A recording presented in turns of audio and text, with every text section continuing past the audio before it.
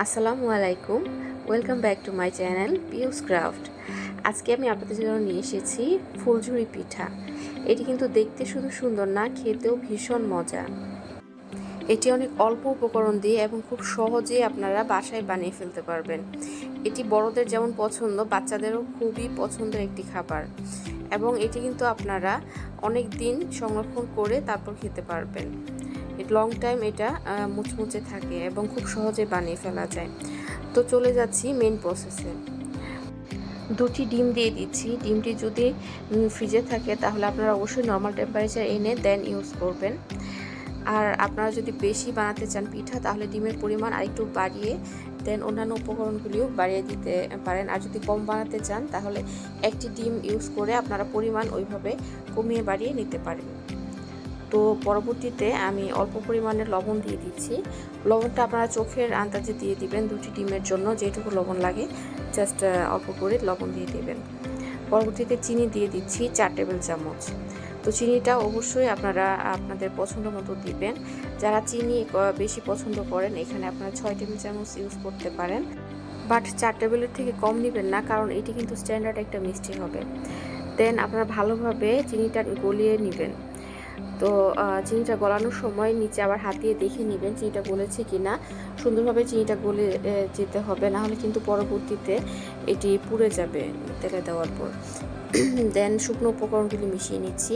এখানে 1 কাপ পরিমাণে আমি চালের গুঁড়ো দিয়ে দিয়েছি, শুকনো চালের গুঁড়ো। শুকনো উপকরণগুলি কিন্তু স্ট্রেনারের সাহায্যে চেলে নিতে হবে, তাহলে অনেক সুন্দর হবে পিঠাটা বানানোর পর। দেন আমি এখানে ময়দা দিয়ে দিচ্ছি 1/2 কাপ পরিমাণে, দিয়ে তারপর সুন্দরভাবে চেলে দিচ্ছি। চালা শেষ হয়ে গেলে একটি পারফেক্ট ডো তৈরি করে নিতে হবে। তো আমি এখানে 1 কাপ পরিমাণে লিকুইড মিল্ক দিয়ে দিচ্ছি। মিল্কটা অবশ্যই কিন্তু অল্প অল্প করে দিতে হবে। আপনারা চাইলে এখানে পানিও ব্যবহার করতে পারেন, কোনো সমস্যা নেই। তো গোলাটি কিন্তু অবশ্যই একটু ঘন হবে, তাই আপনারা অল্প অল্প দিবেন আর দেখবেন যে হয়েছে কি না। দেন হওয়ার পর আপনারা এখানে 20 মিনিটের মতো রেস্টে রেখে দিতে হবে। ভাজার জন্য একটি প্যানে পরিমাণ মতো তেল দিয়ে দিতে হবে এবং একটি চাচ ব্যবহার করতে হবে এটি ভাজার জন্য। দেন তেলটি পুরোপুরি হিট হয়ে আসলে পিঠার গুলাটিতে এভাবে চাচ ডুবিয়ে দেন দিয়ে দিতে হবে। তো একটা জিনিস অবশ্যই মনে রাখতে হবে, পিঠায় লাগানোর আগে চাচটি অবশ্যই গরম করে নিতে হবে। গরম তেলের মধ্যে দিয়ে গরম করে দেন ডোতে লাগাতে হবে।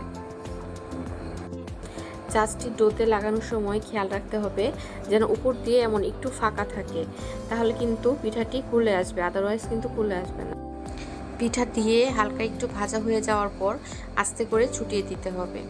তো আপনারা চাইলে কিন্তু পাশে অন্য একটি চুলাতেও চাচটি গরমে বসিয়ে রাখতে পারেন, অথবা এভাবে সাইডে রেখে গরম করতে হবে।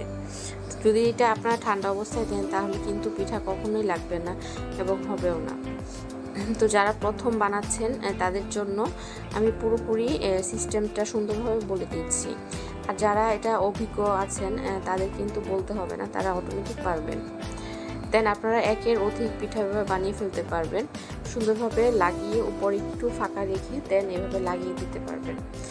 লাগিয়ে দিয়ে দিলেই হয়ে যাবে। তো মনে রাখতে হবে এই অবস্থায় কিন্তু চুলার আঁচটি একদম লোতে রাখতে হবে, আদারওয়াইজ কিন্তু পিঠাটা পুড়ে যাবে যেহেতু ডিম দেওয়া হয়েছে। তো লোতে রেখে দেন আপনারা মুচমুচে করে ভেজে উঠিয়ে ফেলবেন। আর অবশ্যই হালকা একটু ব্রাউন কালার হয়ে গেলে উঠিয়ে ফেলবেন, কারণ ভাজার পর কিন্তু আরেকটু কালার আসবে, তাই হালকা কালার আসার পর উঠিয়ে ফেলবেন। আমার সবগুলি পিঠা বানানো শেষ। দেন লাস্টে অল্প একটু ডো ছিল, ওইটা দিয়ে কিন্তু বাচ্চাদের জন্য চাট বানিয়ে ফেলেছি। তো দেখতে পাচ্ছেন কত সুন্দর হয়েছে। এটা কিন্তু আপনারা বক্সে করে রেখে দিলে 7 দিনের মতো খেতে পারবেন।